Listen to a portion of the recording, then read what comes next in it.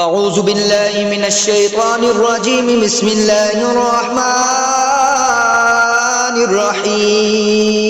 الرحيم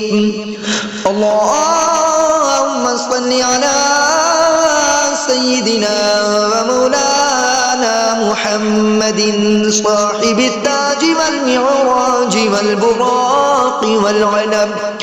دافع البلاء والوباء والقحط والمرض والألم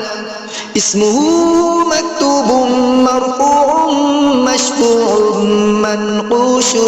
في اللوح والقلم سيد العرب والعجم جسمه مقدس معطر مطهر منبر في البيت والحرم شمس الضحى بدر الدجى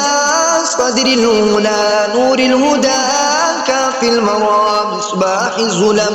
جميل الشيم شفيع الأمم صاحب الجود والكرم والله عاصمه وجبريل خادمه والبراق مركبه والمعراج سفره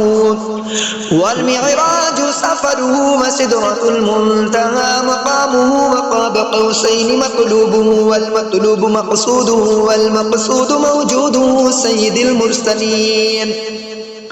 خاتم النبيين شفيع المذنبين أنيس الغريبين رحمة للعالمين راحة العاشقين مراد المشتاقين شمس العارفين سراج السالكين مصباح المقربين محب الفقراء والغرباء والمساكين سيد الثقلين نبي الحرمين إمام القبلتين وسيلتنا في الدارين صاحب قاب قوسين محبوب رب المشرقين ورب المغربين جد الحسن والحسين جد الحسن والحسين جد الحسن والحسين مولانا ومولى الثقلين أبي القاسم محمد بن عبد الله نور من نور الله